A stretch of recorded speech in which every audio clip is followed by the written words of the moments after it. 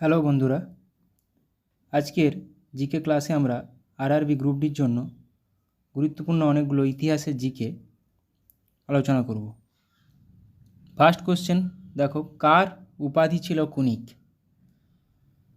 কার উপাধি ছিল কুনিক? উত্তরটা আমি বলবো না,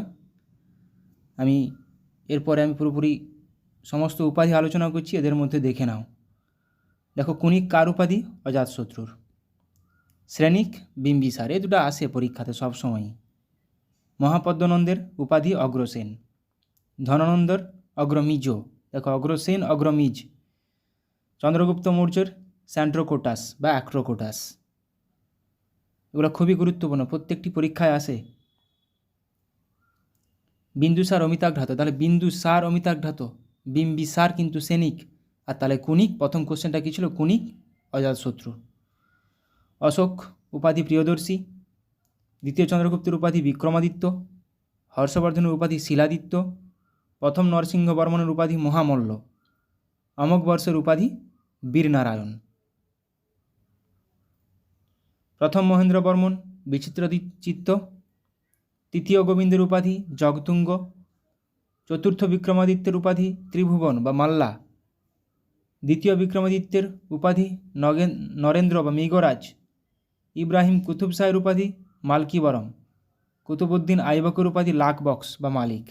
এটা প্রত্যেকটা গুরুত্বপূর্ণ, বিশেষ করে বিম্বিসার, অজাতশত্রু, বিন্দুসার, এই তিনজন। জুনা খাঁয়ের উপাধি মোহাম্মদ বিন তুগলক। কনিষ্কের উপাধি দেবপুত্র। মোহাম্মদ গজনি কী উপাধি নিয়েছিলেন? বুৎসিকন।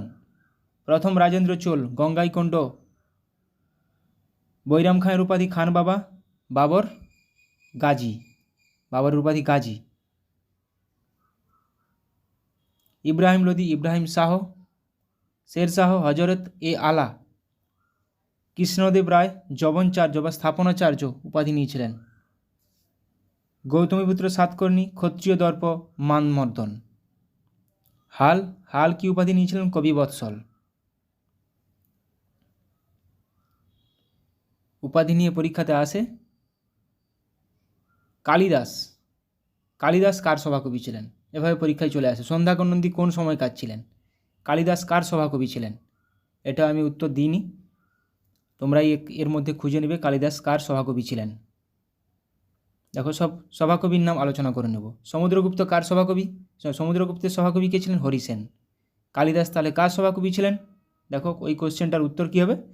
দ্বিতীয় চন্দ্রগুপ্ত বা বিক্রমাদিত্য। দ্বিতীয় চন্দ্রগুপ্ত কিন্তু বিক্রমাদিত্য উপাধি নিয়েছিলেন। রবিকীর্তি কার সভাপতি ছিলেন? দ্বিতীয় পুলকেশী।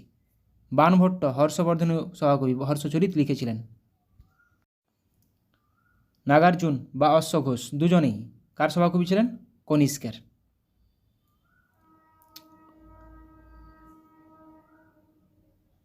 আবুল ফজল আকবরের সভাকবি ছিলেন।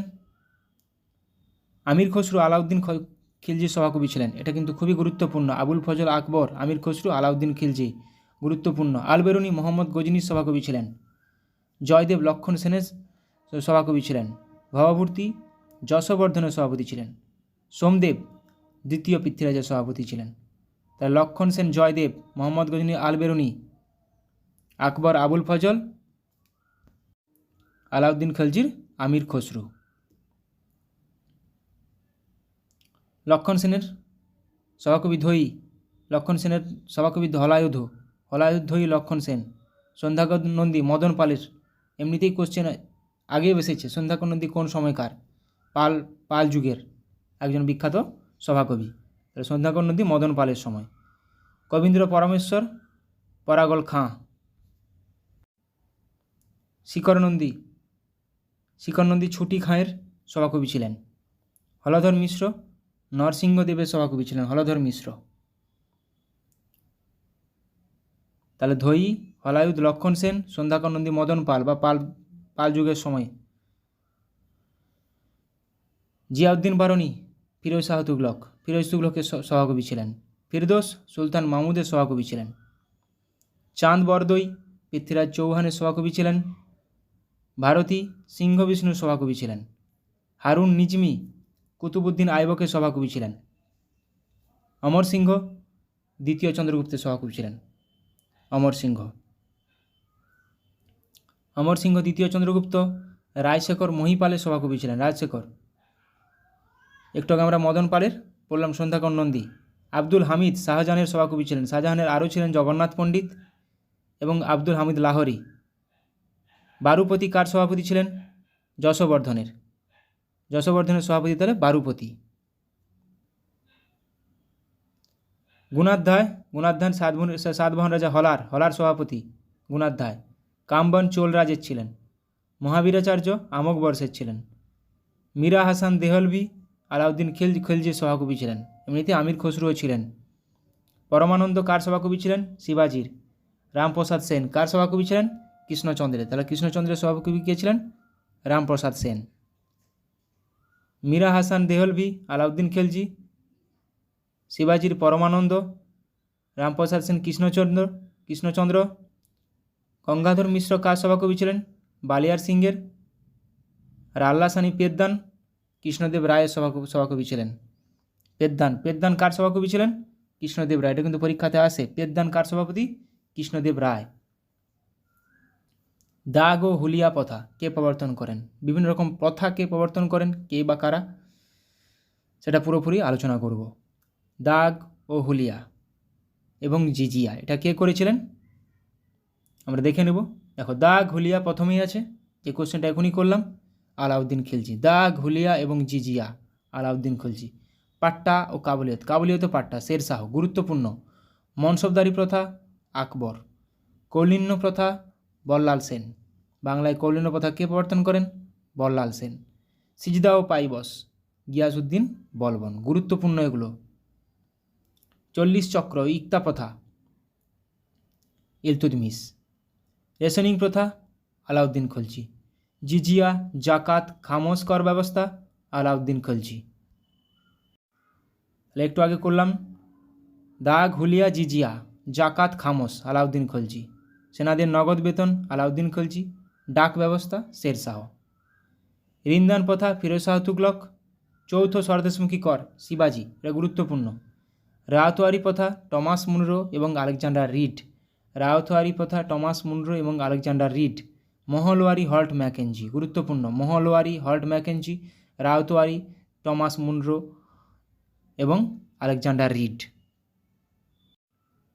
তাহলে আরও একবার বলছি, Ryotwari, Alexander Read, Thomas Munro, Mahalwari Holt Mackenzie এবং মারাঠা পেশোয়াতন্ত্র শাহু প্রবর্তন করেছিলেন। ভাইয়াচারি ব্যবস্থা এনফিনস্টোন এবং ম্যাকেঞ্জি। চিরস্থায়ী বন্দোবস্ত লর্ড কর্নওয়ালিস। চিরস্থায়ী বন্দোবস্ত। শিলাদার ও বর্গীয় অশ্বারোহী শিবাজি। ইকতাদারি প্রথা নিজামুল মুলক।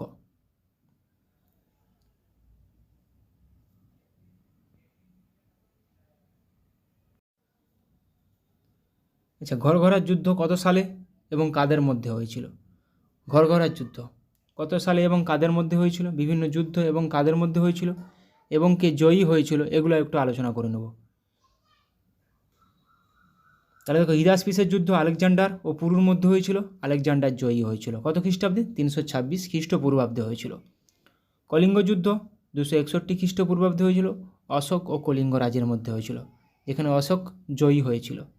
তরাইনের প্রথম যুদ্ধ 1191 খ্রিস্টাব্দে হয়েছিল। কার কার মধ্যে? পৃথ্বীরাজ চৌহান এবং মোহাম্মদ ঘোরি, যেখানে পৃথ্বীরাজ চৌহান জয়ী হয়েছিলেন। তরাইনের দ্বিতীয় যুদ্ধ 1192 খ্রিস্টাব্দে, ঠিক তার পরের বছর পৃথ্বীরাজ চৌহান ও মোহাম্মদ ঘোরি জয়ী হয়েছিলেন। মোহাম্মদ ঘোরির কিন্তু একজন দাস ছিলেন কুতুবউদ্দিন আইবক। পানিপথের প্রথম যুদ্ধ 1526, ইব্রাহিম লোদি ও বাবর জয়ী হয়েছিল। খানুয়ার যুদ্ধ 1527, খানুয়ার যুদ্ধ 1527 খ্রিস্টাব্দে, বাবর ও রানা সংগ্রাম সিংহ, বাবর জয়ী হয়েছিল। ঘরঘরার যুদ্ধ 1529 খ্রিস্টাব্দে, বাবর ও আফগান, এখানেও বাবর জয়ী হয়েছিল। তাহলে ঘরঘরার যুদ্ধ একটু আগে পড়লাম 1527 খ্রিস্টাব্দে, বাবর ও আফগান। একটু আগের কোশ্চেনটায় ঘরঘরার যুদ্ধ 1529 সালে হয়েছিল, বাবর ও আফগানের মধ্যে, যেখানে বাবর জয়ী হয়েছিল।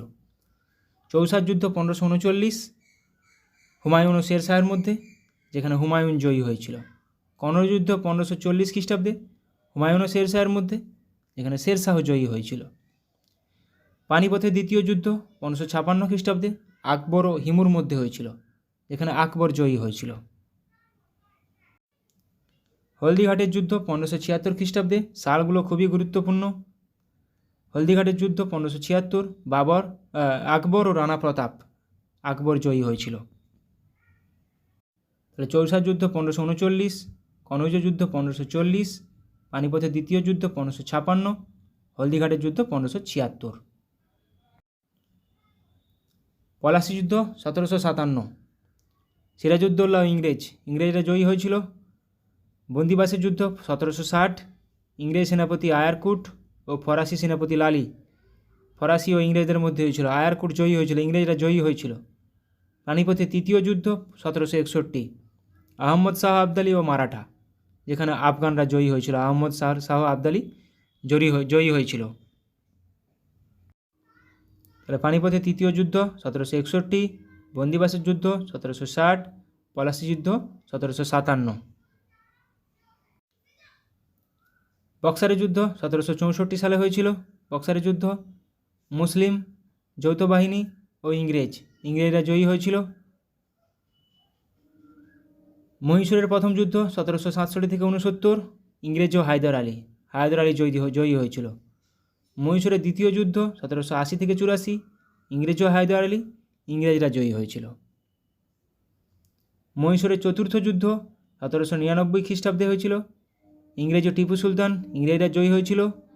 ও আটাল্লু যুদ্ধ 1815 খ্রিস্টাব্দে, গুরুত্বপূর্ণ, ইংরেজ ও নেপোলিয়ান, ইংরেজরা জয়ী হয়েছিল। প্রথম ইঙ্গো শিখ যুদ্ধ 1845 সালে, ইংরেজ ও শিখ, ইংরেজরা জয়ী হয়েছিল।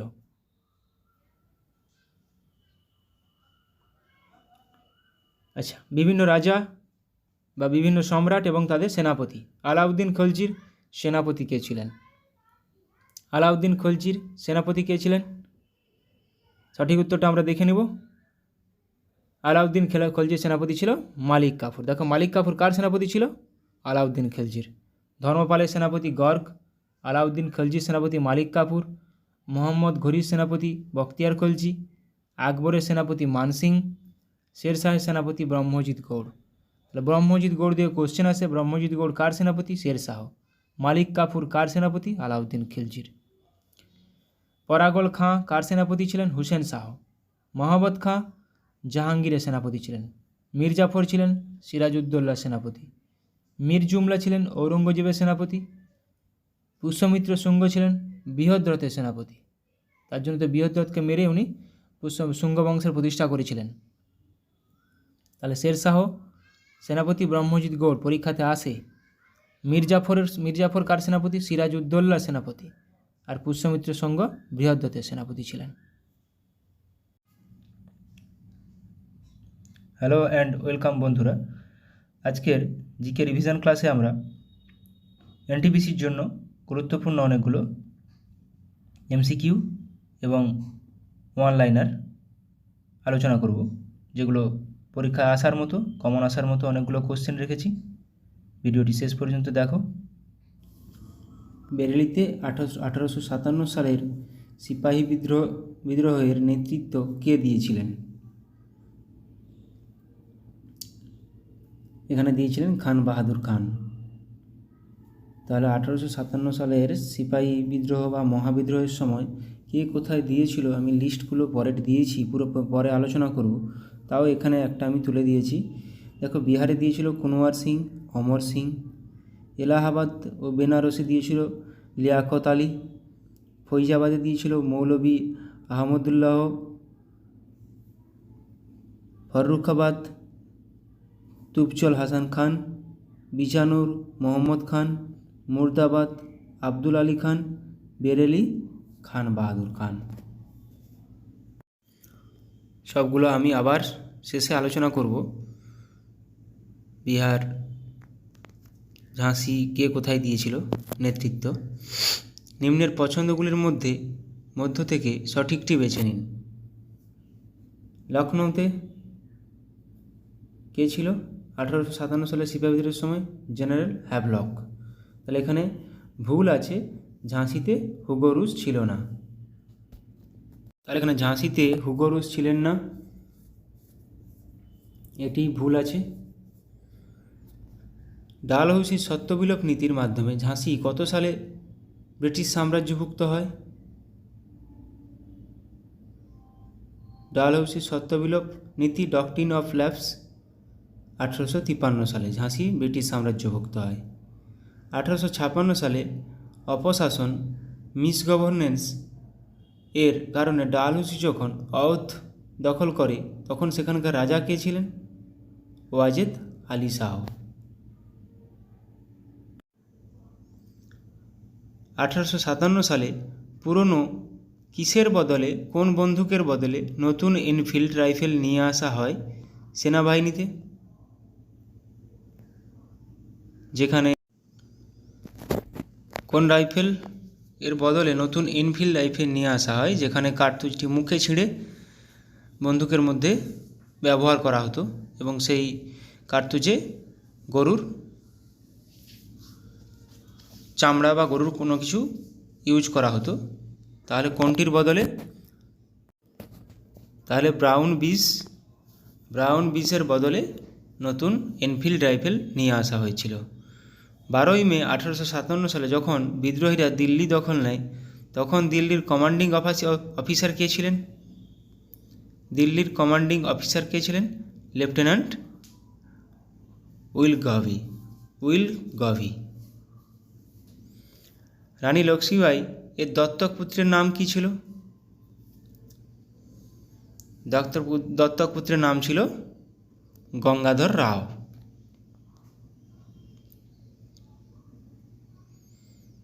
The Indian war of independence বইটি বিডি সাভারকর দামোদর বিনায়ক সাভারকরের লেখা কত সালে প্রথম প্রকাশিত হয়েছিল? The Indian war of independence সেটি বিনায়ক দামোদর সাভারকরের লেখা, এটি 1909 সালে প্রথম প্রকাশিত হয়েছিল। তাঁতিয়া টোপির প্রকৃত নাম কী ছিল? তাঁতিয়া টোপির প্রকৃত নাম ছিল রামচন্দ্র পাণ্ডুরং। ভারতের জাতীয় কংগ্রেসের কনিষ্ঠতম প্রেসিডেন্ট কে ছিলেন? ভারতের জাতীয় কংগ্রেসের কনিষ্ঠতম প্রেসিডেন্ট ছিলেন অপশান সি আবুল কালাম আজাদ। 1953 সালে রাজ্য পুনর্গঠন কমিশন গঠন করেন কে? নিচের কে রাজ্য পুনর্গঠন কমিশন গঠন করেন? Option B Jawaharlal Nehru. নর্মদা বাঁচাও আন্দোলনের নেত্রী কে ছিলেন? নিচের মধ্যে কে নর্মদা বাঁচাও আন্দোলনের নেত্রী ছিলেন? মেধা পাটেকর। হিন্দু প্যাট্রিয়ট পত্রিকার প্রথম সম্পাদক ছিলেন কে? হিন্দু প্যাট্রিয়ট পত্রিকার প্রথম সম্পাদক ছিলেন কে? হরিশচন্দ্র মুখোপাধ্যায়। রংপুর বিদ্রোহের একজন নেতা ছিলেন কে? নিচের মধ্যে কে একজন রংপুর বিদ্রোহের নেতা? এটা আমি আমার সেই রিভিশন ক্লাসেও করিয়েছি আগের। বাংলাদেশের রংপুর বিদ্রোহ নেতা ছিলেন নুরুল উদ্দিন। নিম্নলিখিত কোন ঘটনার পশ্চাৎপটে রবীন্দ্রনাথ তার গোরা উপন্যাসটি রচনা করেছিলেন? নিচের কোনটির পশ্চাৎপটে রবীন্দ্রনাথ তার গোরা উপন্যাসটি রচনা করেছিলেন? অপশান এ বঙ্গভঙ্গ। গুপ্ত রাজবংশের রাষ্ট্রপ্রতীক বা সিল, স্টেট সিল কী ছিল? ইতিহাসে স্বর্ণযুগ বলা হয় গুপ্ত যুগকে। ওদের সিল কী ছিল? গরুড়। নিম্নের কোন রাজা জীবনের শেষ দিকে বৌদ্ধ ধর্মের উপাসক ছিলেন এবং নালন্দা বিশ্ববিদ্যালয় প্রতিষ্ঠা করেছিলেন? আমরা সবাই জানি নালন্দা বিশ্ববিদ্যালয় প্রতিষ্ঠা করেছিলেন কুমারগুপ্ত, প্রথম কুমারগুপ্ত। অপশান ডি এখানে সঠিক উত্তর। সমুদ্রগুপ্তকে ভারতের নেপোলিয়ান আখ্যা দিয়েছিলেন কে? সমুদ্রগুপ্তকে ভারতের নেপোলিয়ান আখ্যা দিয়েছিলেন V.A. স্মিথ। কালিদাস রচিত বিখ্যাত গ্রন্থ হল অভিজ্ঞানম শকুন্তলম, মেঘদূতম, রঘুবংশম, মালবিকা অগ্নিমিত্রম, ঋতুসংহার, কুমার সম্ভব। কোনগুলো, কোন অপশানটা নিচের ঠিক হবে? কালিদাস উপরের সবগুলোই লিখেছেন, কালিদাস উপরের সবকটি, অপশান ডি। গুপ্ত রাজত্বের সময় স্বর্ণমুদ্রা ছিল কি? স্বর্ণমুদ্রার নাম কি ছিল গুপ্ত রাজত্বের সময়? স্বর্ণমুদ্রার নাম ছিল অপশান বি, দিনারা। আচ্ছা, এবার আমরা রিভিশন করে নেব। 1857 সালের মহাবিদ্রোহের সময় কে কোথায় নেতৃত্ব দিয়েছিল? ব্যারাকপুরে দিয়েছিল মঙ্গল পাণ্ডে, যে প্রথম শহীদ হয়েছিল। দিল্লিতে দ্বিতীয় বাহাদুর শাহ, জেনারেল বখত খান। দিল্লিতে তাহলে জেনারেল বখত খান, দ্বিতীয় বাহাদুর। সেভাবে নাম ধরেও আসে যে জেনারেল বখত খান কোথায় নেতৃত্ব দিয়েছিলেন। তো দিল্লিতে আবার হাকিম আহসানুল্লাহ ও দিয়েছিলেন। লখনৌতে বেগম হজরত মহল, বীরজিস কাদির। বেগম হজরত মহল লখনৌ, এই ল আছে, এভাবে মাথায় রাখতে হবে। দিল্লিতে বখত খান, ব্যারাকপুর মঙ্গল পাণ্ডে। কানপুরে দেখো, কানপুরে নানা সাহেব, রাও সাহেব, নানার ভাতিজা আজিমুল্লাহ খান। তো নানা সাহেব, রাও সাহেব, কানপুর। ঝাঁসিতে রানী লক্ষ্মীবাই, ঝাঁসিতে রানী লক্ষ্মীবাই। বিহারে কুনওয়ার সিং, অমর সিং। বিহারে কুনওয়ার সিং, অমর সিং। এলাহাবাদ ও বেনারসে মৌলভী লিয়াকত আলী। ফৈজাবাদে মৌলভী আহমদুল্লাহ। ফররুখাবাদে তুফজল হাসান খান। বিজানোর মোহাম্মদ খান। মুর্দাবাদ আব্দুল আলী খান। বেরেলি খান বাহাদুর খান। সবগুলো মনে গুরুত্বপূর্ণ না হলেও বেরেলি, এলাহাবাদ, বিহার, ঝাঁসি, দিল্লি, কানপুর, এগুলো খুবই গুরুত্বপূর্ণ। মন্দসর ফিরোজ শাহ। কানপুর তাঁতিয়া টুপি। গোয়ালিয়রে তাঁতিয়া টুপি। আসামে কন্দপরেশ্বর সিং, মণিরাম দত্ত। উড়িষ্যায় সুরেন্দ্র শাহী, উজ্জ্বল শাহী। কুল্লুতে রাজা প্রতাপ সিং। রাজস্থানে জয়দয়াল সিং ও হরদয়াল সিং। গোরখপুর গজধর সিং। মথুরা সেভি সিং, কদম সিং। এখানে আসাম গুরুত্বপূর্ণ,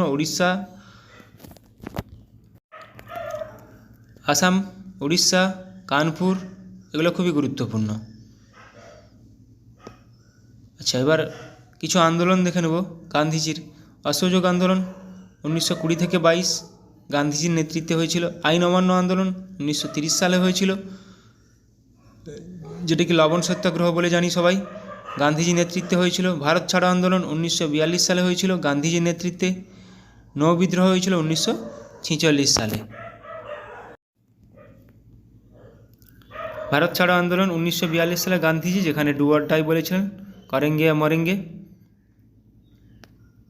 সিপাহী বিদ্রোহ 1857 সালে, মঙ্গল পাণ্ডে, তাঁতিয়া টুপি, নানা সাহেব, লক্ষ্মীবাই, আরও অনেকে ছিল, কুনওয়ার সিং। নীল বিদ্রোহ 1859 থেকে 1860, বিষ্ণুচরণ বিশ্বাস, দিগম্বর বিশ্বাস, রফিক মণ্ডল। হোম রুল আন্দোলন 1916 থেকে 1917, অ্যানি বেসান্ত, বাল গঙ্গাধর তিলক নেতৃত্ব দিয়েছিলেন। রাওলাট সত্যাগ্রহ 1919 সালে হয়েছিল, মহাত্মা গান্ধী ও সত্যপালের নেতৃত্বে হয়েছিল। রংপুর বিদ্রোহ 1783 খ্রিস্টাব্দে হয়েছিল বাংলাদেশে, নুরুল উদ্দিন নেতৃত্ব দিয়েছিলেন। এই কোশ্চেনটা একটু আগে করলাম। পাইক বিদ্রোহ 1817 থেকে 1818, বিদ্যাধর মহাপাত্র এখানে নেতৃত্ব দিয়েছিলেন। কোল বিদ্রোহ 1820 থেকে 1833, সুইমুন্ডা, জয়া ভকত, কিন্দেরায় মানকি নেতৃত্ব দিয়েছিলেন। ওয়াহাবি আন্দোলন 1822 খ্রিস্টাব্দে, তিতুমির ও সৈয়দ আহমেদ নেতৃত্ব দিয়েছিলেন। এগুলো বারবার করানোর একটাই মানে যে এগুলো পুরোপুরি যেন রিফ্লেক্স অ্যাকশানের মতো পরীক্ষা হলে মাথায় চলে আসে, ঠিক আছে? যেন এগুলো পরীক্ষার আগে আর না দেখে যেতে হয়। পরীক্ষার আগে দেখার জন্য কারেন্ট অ্যাফেয়ার্স আছে, কিছু ম্যাথ, কিছু রিজনিং, এগুলো যেন না দেখতে হয়। সন্ন্যাসী ও ফকির বিদ্রোহ 1760 থেকে 1800, ভবানী পাঠক, দেবী চৌধুরী রানী, মজনু শাহ, চিরাগ আলী। প্রত্যেকটা নামই খুবই গুরুত্বপূর্ণ, নাম ধরেই কোশ্চেন আসে যে দেবী চৌধুরী রানী নিচের কোন বিদ্রোহের সঙ্গে জড়িত ছিলেন, এভাবেই কোশ্চেন আসে। চুয়ার বিদ্রোহ 1769 থেকে 99, জগন্নাথ সিং, দুর্জন সিং, রানী শিরোমণি, আমাদের মেদিনীপুরের রানী শিরোমণি। রংপুর বিদ্রোহ 1783, নুরুল উদ্দিন। পাইক বিদ্রোহ 1817 থেকে 1818, বিদ্যাধর মহাপাত্র। তো চুয়ার বিদ্রোহ দুর্জন সিং রানী শিরোমণি, খুবই গুরুত্বপূর্ণ নাম, জগন্নাথ সিং। লখনৌ চুক্তি, কিছু চুক্তি আলোচনা করে নেব। 1916 খ্রিস্টাব্দে হয়েছিল, কাদের মধ্যে হয়েছিল? কংগ্রেস ও মুসলিম লীগ। রাওয়ালপিন্ডি সন্ধি 1919, আমির আমানউল্লাহ ইংরেজ। গান্ধী আরউইন চুক্তি আরেকটা খুবই গুরুত্বপূর্ণ, 1931 খ্রিস্টাব্দে গান্ধী ও আরউইনের মধ্যে হয়েছিল। পুনা চুক্তি হয়েছিল 1932 খ্রিস্টাব্দে, মহাত্মা গান্ধী ও আম্বেদকরের নেতৃত্বে হয়েছিল। এখানে গুরুত্বপূর্ণ লখনৌ চুক্তি এবং পুনা চুক্তি। লখনৌ চুক্তি কাদের মধ্যে হয়েছিল, এগুলোর থেকেও সালটা খুবই গুরুত্বপূর্ণ। লখনৌ চুক্তি কত সালে হয়েছিল, পুনা চুক্তি কত সালে হয়েছিল, এগুলো প্রচুরবার পরীক্ষায় এসছে। লখনৌ চুক্তি, পুনা চুক্তি গুলিয়ে ফেলবে না। সলবাইয়ের সন্ধি 1782, ইংরেজ ও মারাঠা। ম্যাঙ্গালোরের সন্ধি 1784, টিপু সুলতান ও ইংরেজ। সালটা খুবই গুরুত্বপূর্ণ। ম্যাঙ্গালোরের সন্ধি কত খ্রিস্টাব্দে হয়েছিল, 1784। শ্রীরঙ্গপত্তনম সন্ধি আরেকটা খুবই গুরুত্বপূর্ণ, 1792 খ্রিস্টাব্দে, টিপু সুলতান ও ইংরেজ। বেসিনের সন্ধি 1802, পেশোয়া দ্বিতীয় বাজিরাও ও লর্ড ওয়েলেসলির মধ্যে হয়েছিল। তাহলে আমি সালটা আরেকবার রিভিশন করে নিচ্ছি। সলবাই 1782, ম্যাঙ্গালোরের সন্ধি 1784, শ্রীরঙ্গপত্তনমের সন্ধি 1792, বেসিনের সন্ধি 1802। 82, 92, 2 তিনটাই 2 সালে আছে, মাথায় রাখার চেষ্টা করবে। পুরন্দরের সন্ধি 1665, মুঘল সেনাপতি জয় সিং ও শিবাজির মধ্যে হয়েছিল। ওয়ার্নার সন্ধি 1731, দ্বিতীয় শম্ভুজি ও শাহুবাজিরাও। পুরন্দরের সন্ধিটা এখানে গুরুত্বপূর্ণ, আরগুলো না মনে রাখলেও হবে। শালিমারের চুক্তি 1739, তৃতীয় মোহাম্মদ শাহ ও নাদির শাহ। আইলা স্যাপেলের সন্ধি 1748, ইংরেজ ও ফরাসির মধ্যে হয়েছিল। কিছু স্থাপত্য প্রতিষ্ঠাতা, কোথায় কে প্রতিষ্ঠাতা এবং অবস্থান কোথায় দেখে নেব। আগ্রা দুর্গ, আকবর, উত্তরপ্রদেশে অবস্থিত। আকবর দ্বারা 4টা স্থাপত্য, আগ্রা, ফতেপুর সিক্রি, বুলন্দ দরওয়াজা, এলাহাবাদ দুর্গ। 4টাই আকবর দ্বারা নির্মিত এবং কোথায় অবস্থান? 4টাই উত্তরপ্রদেশে অবস্থিত। জামা মসজিদ শাহজাহান, দিল্লিতে অবস্থিত। তাজমহল শাহজাহান, উত্তরপ্রদেশ। লালকেল্লা শাহজাহান, নতুন দিল্লিতে অবস্থিত। যন্তর মন্তর সোয়াই জয় সিং, দিল্লিতে অবস্থিত। যে যন্তর মন্তর 4টা আছে, 4টা যন্তর মন্তর, 4টা জায়গায় যন্তর মন্তর তৈরি করা হয়েছিল। তো দিল্লিরটা সোয়াই জয় সিং তৈরি করেছিলেন। সাঁচি স্তূপ অশোক দ্বারা নির্মিত, মধ্যপ্রদেশে অবস্থিত। বুদ্ধগয়া অশোক দ্বারা নির্মিত, বিহারে অবস্থিত। নালন্দা বিশ্ববিদ্যালয় প্রথম কুমারগুপ্ত দ্বারা নির্মিত, বিহারে অবস্থিত। আকবরের সমাধি জাহাঙ্গীর দ্বারা নির্মিত, উত্তরপ্রদেশে অবস্থিত। শালিমার বাগ জাহাঙ্গীর দ্বারা নির্মিত, জম্মু ও কাশ্মীরে অবস্থিত। কোণার্ক সূর্য মন্দির রাজা নরসিংহদেব দ্বারা নির্মিত, ওড়িশাতে অবস্থিত। উদয়গিরি ও খণ্ডগিরি খারবেল দ্বারা নির্মিত, ওড়িশাতে অবস্থিত।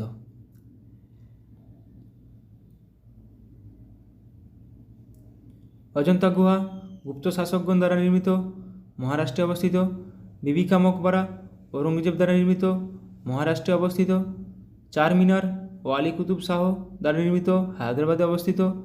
কুতুব মিনার কুতুবউদ্দিন আইবক দ্বারা নির্মিত, নতুন দিল্লিতে অবস্থিত। ইন্ডিয়া গেট ইংরেজ দ্বারা নির্মিত, নতুন দিল্লিতে অবস্থিত। কুতুব মিনার শেষ করেছিলেন ইলতুৎমিশ। কৌলিন্য প্রথা, বিভিন্ন প্রথা। কৌলিন্য প্রথা কার দ্বারা প্রচলিত? বল্লাল সেন।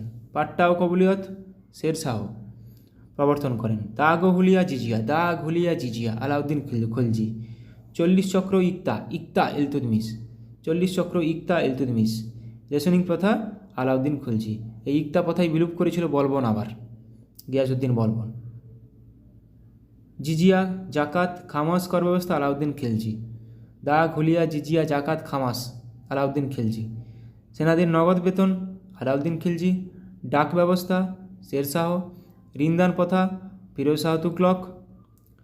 ভাইয়াচারি ব্যবস্থা এলফিনস্টোন ও ম্যাকেঞ্জির। ভাইয়াচারি ব্যবস্থা এলফিনস্টোন ও ম্যাকেঞ্জির। রায়তওয়ারি প্রথা আলেকজান্ডার রিড ও টমাস মুনরো। মারাঠা পেশোয়াতন্ত্র শাহু দ্বারা প্রবর্তিত। চিরস্থায়ী বন্দোবস্ত কর্নওয়ালিস, লর্ড কর্নওয়ালিস, প্রচুরবার পরীক্ষায় এসেছে। শিলাদার ও বর্গীয় অশ্বারোহী শিবাজি দ্বারা প্রবর্তিত। সিজদা ও পাইবস গিয়াসউদ্দিন বলবন। গিয়াসউদ্দিন বলবন কিন্তু ইকতা প্রথা বিলোপ করেছিলেন। যেটা ইলতুৎমিশ দ্বারা প্রবর্তিত। ইকতাদারি প্রথা নিজামুল মিল্ক, ইকতাদারি প্রথা নিজামুল মিল্ক, ইকতা কিন্তু ইলতুৎমিশ। মনসবদারি প্রথা আকবর। মহলওয়ারি ব্যবস্থা হল্ট ম্যাকেঞ্জি, মহলওয়ারি ব্যবস্থা হল্ট ম্যাকেঞ্জি। চৌথ স্বদেশমুখী কর শিবাজি। মহলওয়ারি, রাউতওয়ারি, ইকতাদারি এগুলো প্রত্যেকটাই খুবই গুরুত্বপূর্ণ।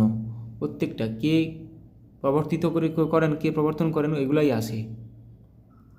প্রথম বৌদ্ধ পরিষদ কত খ্রিস্টাব্দে হয়েছিল? 483 খ্রিস্টপূর্বাব্দে রাজগৃহে হয়েছিল। কার দ্বারা? অজাতশত্রুর দ্বারা, অজাতশত্রুর রাজত্বে। দ্বিতীয় বৌদ্ধ পরিষদ 383 খ্রিস্টপূর্বাব্দে বৈশালীতে হয়েছিল কালাশোক। তৃতীয় 250 খ্রিস্টাব্দের পাটলিপুত্র অশোক। চতুর্থ বৌদ্ধ পরিষদ 72 খ্রিস্টাব্দে কুণ্ডলবন, এটা কনিষ্ক দ্বারা হয়েছিল।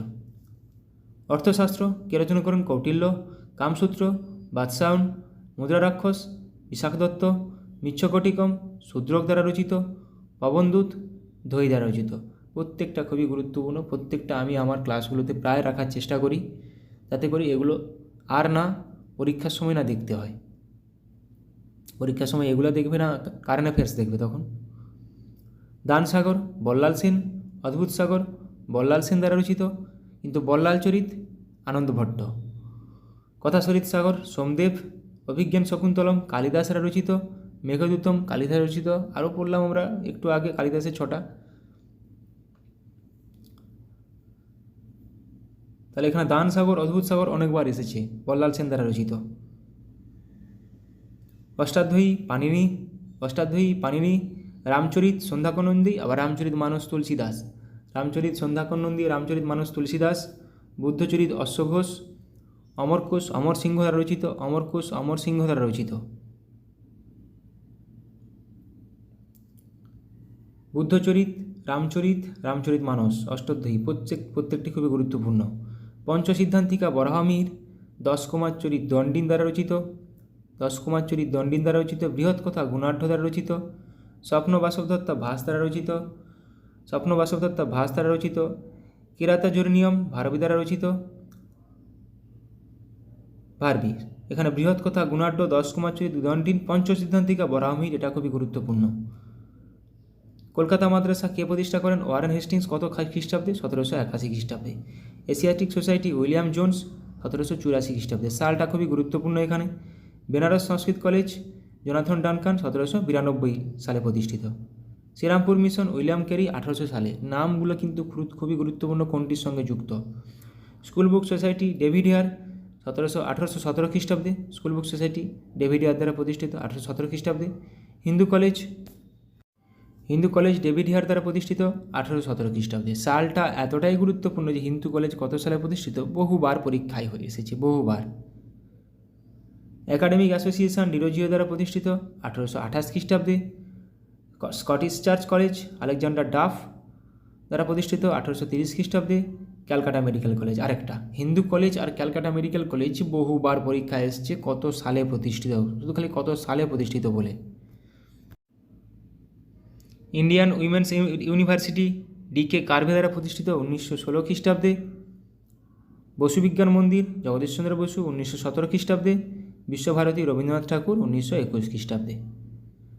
Thank you.